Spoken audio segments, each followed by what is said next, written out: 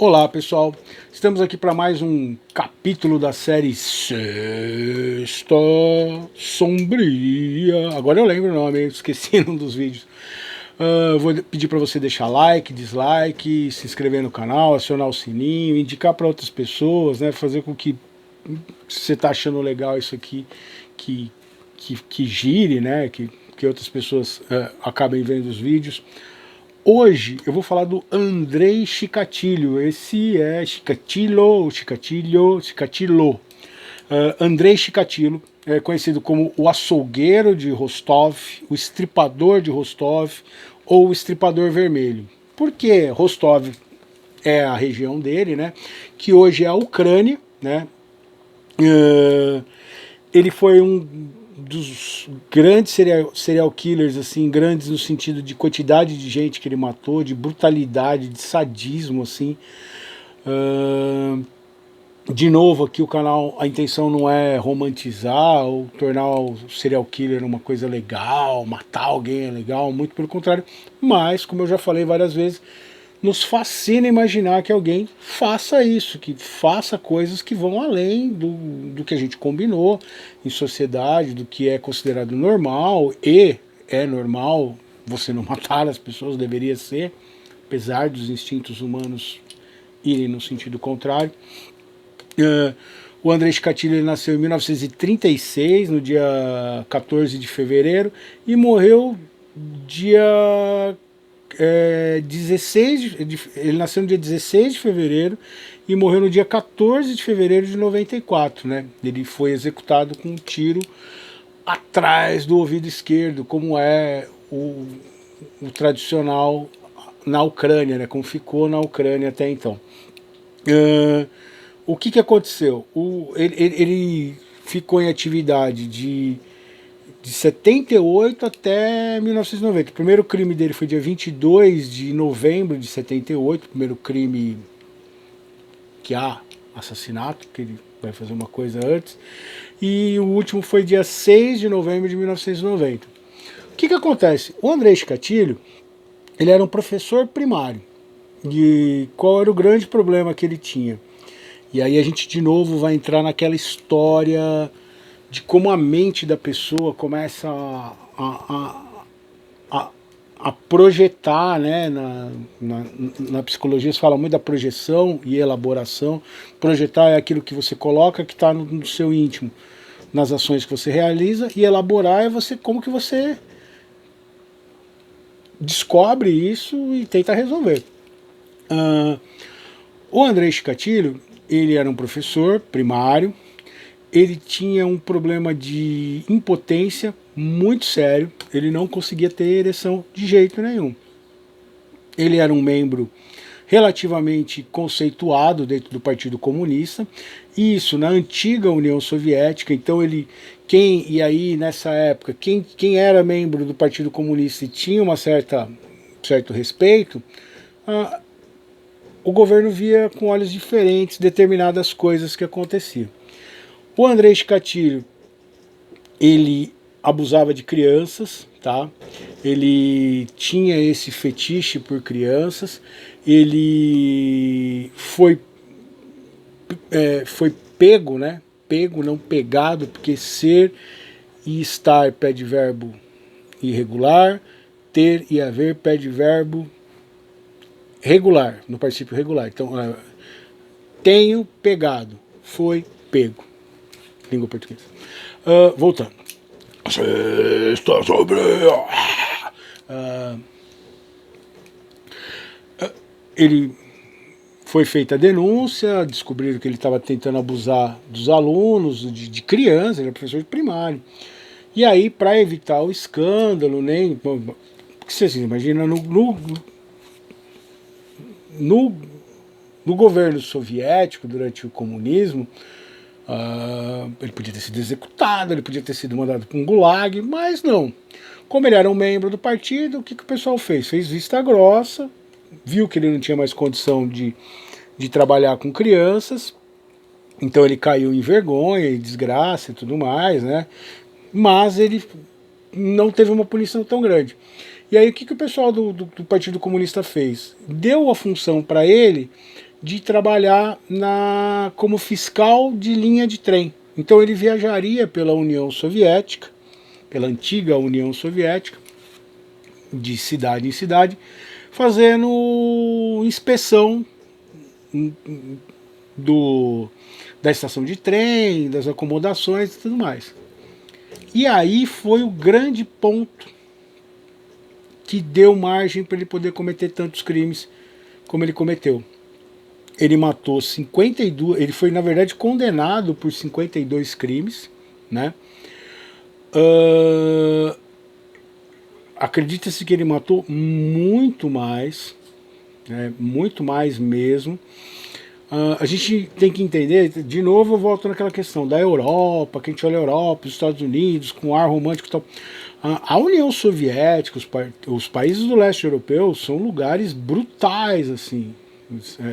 São povos que sofreram muito durante a história da humanidade. E eles, de um certo modo, se brutalizaram em relação a isso. Quando você assiste, por exemplo, um filme horroroso chamado A Serbian Film, ele vai tratar um pouco disso, dessa brutalização. Ele vai pegar em específico os sérvios, né, em função da guerra da Sérvia e da Croácia, mas ele vai explicar nesse sentido, que são sociedades que viveram tantas dificuldades que elas são pessoas duras e tudo mais. O que ele fazia? Ele matava as crianças em cidades diferentes e largava no meio do mato. E esse largar no meio do mato, lá tem a questão da neve.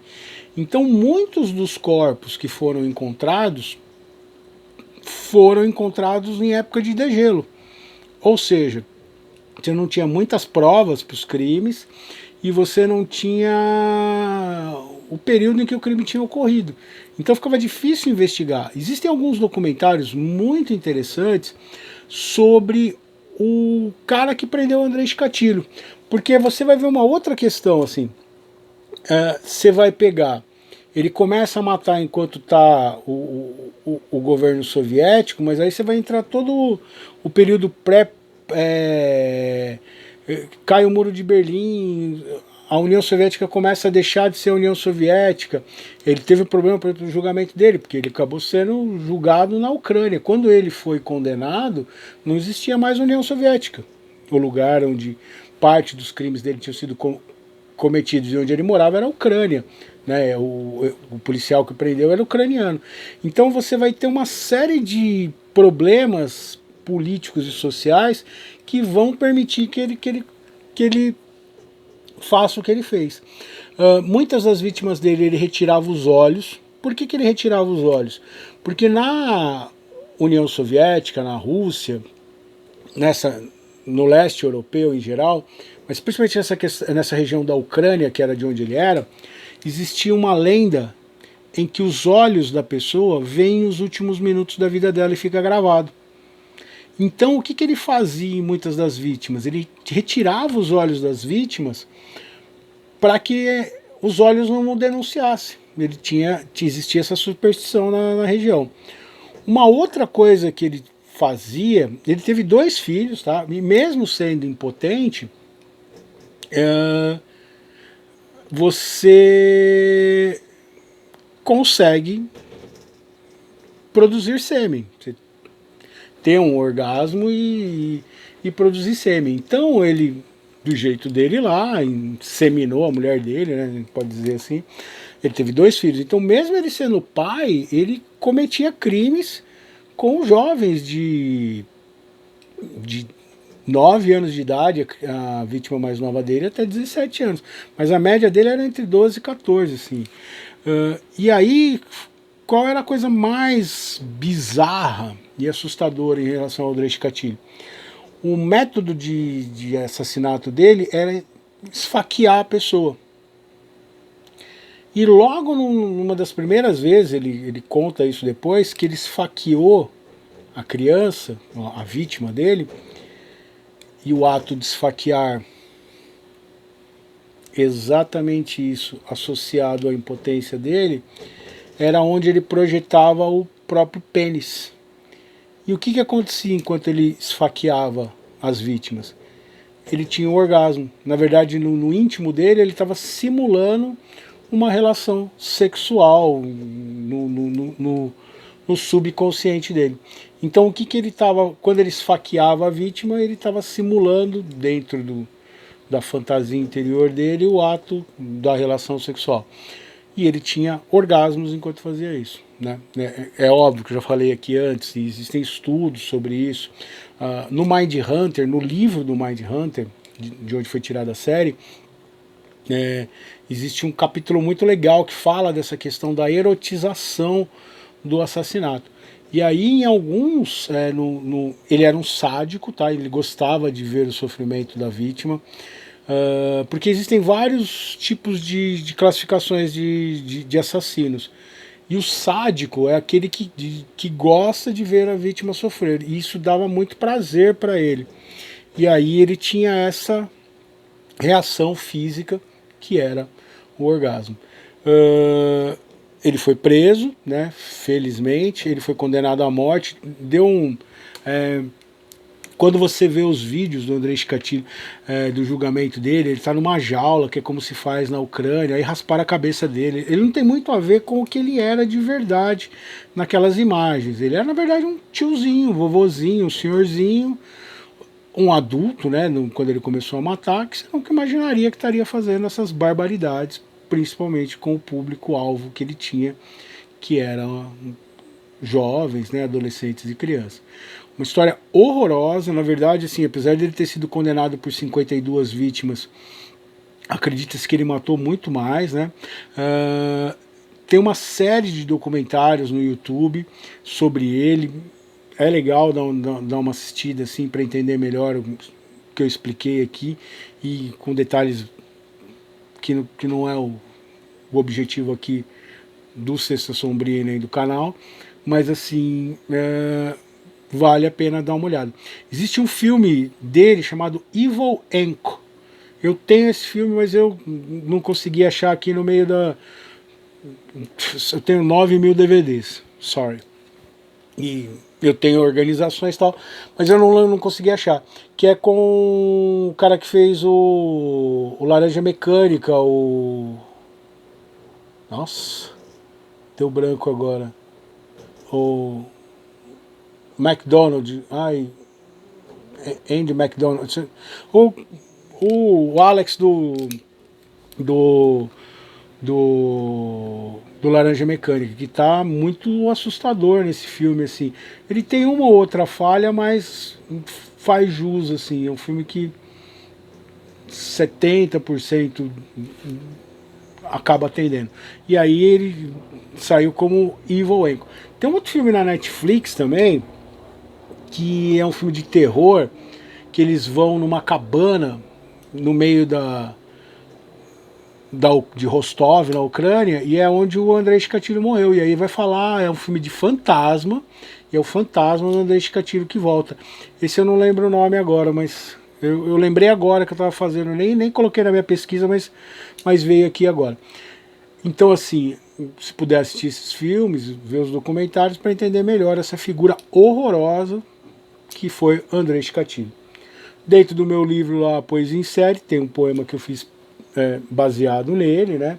De novo, não aparece quem é, a ideia é o leitor descobrir quem é, só que aqui você já sabe.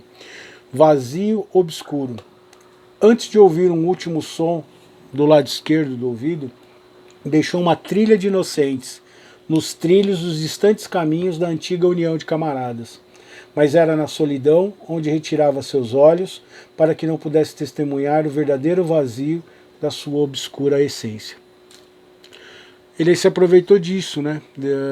Como ele viajava pela União Soviética toda e tinha passe livre, e ninguém questionava muito, justamente por ele ser um membro do Partido Comunista, ele acabou tendo margem para cometer esses horrores aí. Obrigado, deixa o like, o dislike, aciona o sininho, se inscreva no canal, compartilhe com os amigos, e a gente se vê em outra Sexta Sombria.